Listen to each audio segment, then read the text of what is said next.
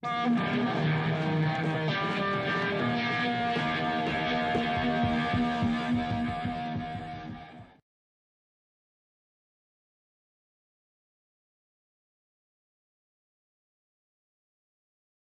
guys, so I was about to take a bike ride and I knew my air was a little bit low yesterday, so I put some in the front tire, then I went to put some in the back tire, and I realized it was totally flat. So I need to change the tires. I started and then I redid some of this so I can show you what you're supposed to do. Tire is always easy. Boom, boom, boom. Back tire, yikes, what do we do with all those gears? Well, what you do, flip it upside down like I did.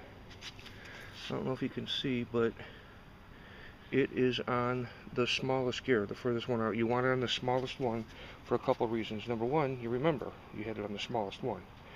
And second of all, even though there's quite a bit of, you can get quite a bit of slack out of here, that just seems to work.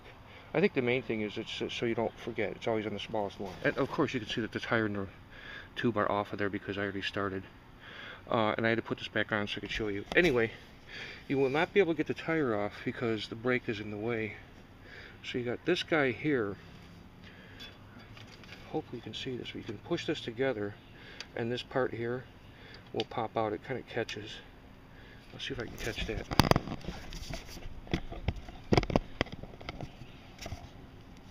Gosh, I hope you can see that. Anyway, squeeze that together and this will pop straight out. And once you pop that out of here, you spring pretty wide so that you can get a tire out. So anyway, next step, to get a tire or an inner tube or a tire off the rim, don't use a screwdriver. People all the time, you'll see them using the screwdriver. That's just, you're going to just rip up your inner tube. You get these plastic tools like this. These plastic tools like this. This is by Innovation. Doesn't matter, they got them all over the place, and you can usually get these fairly cheap. I think this thing was like 50 cents, but you'll use that. You see how it's got a little turn on there? You'll use that to go in and pull it off the rim. Next thing you want to talk about is putting the tube into the tire. If you try to do this with no air in the tube, good luck. You're just not going to be able to get it in there. You need to put a little bit of air. This is probably like, shit, 8 pounds, something like that. And then you can start putting it back in the tube, which is really actually easy. Okay, that was fun. I got the tube in there, but boy, it was not a simple task. I mean, it wasn't like impossible, but I had to really play around with it a little bit. And for a moment I thought I had a tube that was too big. So now I can just put some more air in it and it'll all fill out pretty well. That tool is your friend. That helps to get it back on the rim, which I have it on now on one side. Now I have this side to... Okay, this is kind of a precarious angle, which would be a good name for a band. And I'm going to put this like this, because this will force it, hopefully. Oh, there we go. You got to get more of an angle on it.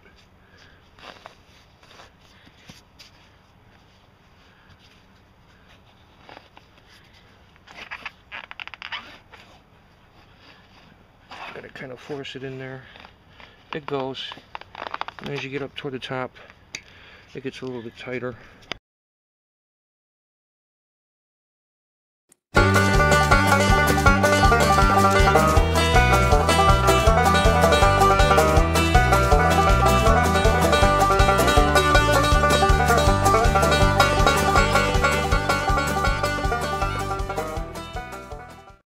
Remember, we put that on the smallest gear. So, as we, oh, and make sure you got the side with the sprocket and the side with the chain. It's been done before, not by me, but at least not recently. Okay, these tires are pretty filled. Having a hard time getting them into the brakes, or in by the brakes.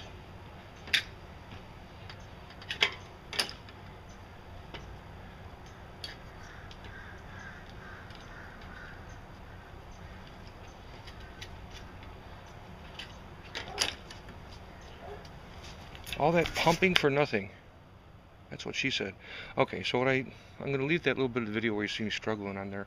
What happened is if you got your tires too filled, sometimes they will not fit back through the brake. So I had to take the tire up here and let, oh gosh, I don't know, 30, 40 pounds out of it. We'll try it again. Okay, kind of line it up on the sprocket. Yeah, see, it slipped with less air. It slipped right in between the brakes. Alright, I didn't get the chain on there, but here, we'll get that right now. I was more concerned about if it was going to fit through there. I know, that's what she said. Come on, baby.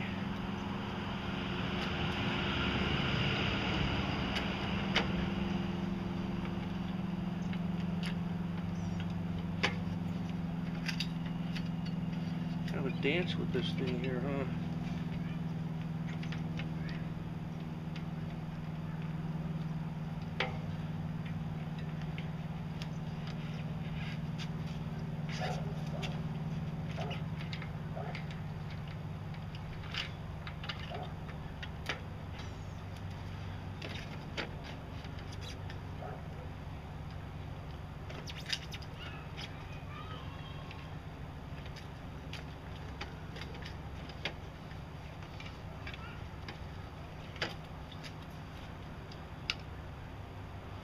Wow, that was more of a fight than it should have been.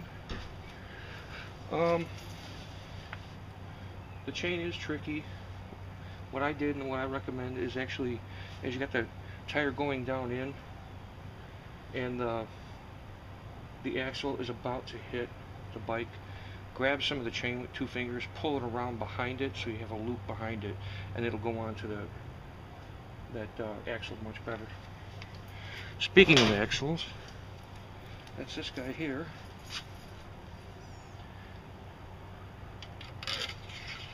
Put that through there. And the plastic end cap.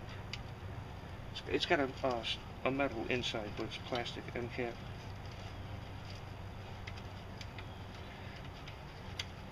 Screw that guy on. Make sure it's pretty tight. And these quick releases are cool, except people can steal your tires real easy. So if you ever lock your bike up, make sure you lock it where you have something going through the tires too. What I did with this is, I got it tight. If you have it out like this, this is like the untightened angle, and you tighten it going that way. What you do is just keep twisting this around, screwing it tighter until that becomes kind of difficult to do. Like that. That's much better than I had it. Okay, now for the brakes. Alright, hopefully we'll be able to see what's going on here. Okay, so I take this cable, which is connected to the other side, I pull that through, and in this piece I bend down, because you see there's like a little notch in it that catches the other part of the brake, and you just line it up and we're all good to go. Except that now I have to put 60 pounds of air in there. But first, smoke break.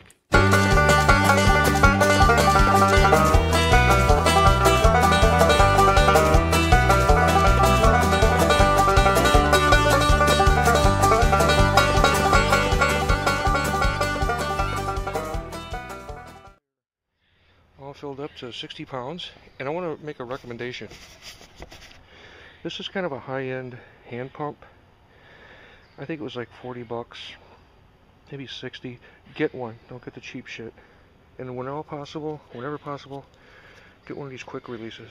You put it on, you pull this up, and it'll go all the way up this way, and then you just pop it back off so you don't lose air real fast. I had an electric one, but for some reason it's not working. I think it's just that it was like horribly mischarged, so I have to charge it up. Okay, on to the next thing. So to wrap up real quick, that electric air pump that I bought and I thought was trashed, it had just discharged horribly. I guess when I set it down in the van, one of the buttons were pushed, so it just totally discharged. It's charging right now, and it's like 1/2 charge, and it seems to be working, so in the future I can use that. I didn't really, I guess I didn't really show you a really good close-up of the axle. There were springs on it. There was a spring on each side. If you do not pay attention, like I was doing this video, I saw the springs down on the ground afterwards. I had to take the axle out, and like kind of conical shaped springs, and one goes on each side. You put those back on, everything's fine. The other thing, and this is something that I changed one tire like 3 years ago, so I forgot. You don't fill that tire all the way up before you try to put it back through those brakes, because it will not work unless you take the brake pads off, and that's a pain in the ass. So I just let some air out, put it back in, and filled it up. Now I have a Trek Navigator 3.0. Great bike. It's a hybrid bike. It's not, the bar across. I mean, you kind of sit a little differently, so it's more like a sitting down, comfortable ride. But one thing, the one bitch I have about this bike, man, and maybe it's true with other bikes too, I don't know, but if you let that air get down to, it's supposed to be at like 55 to 60, I keep it at 60.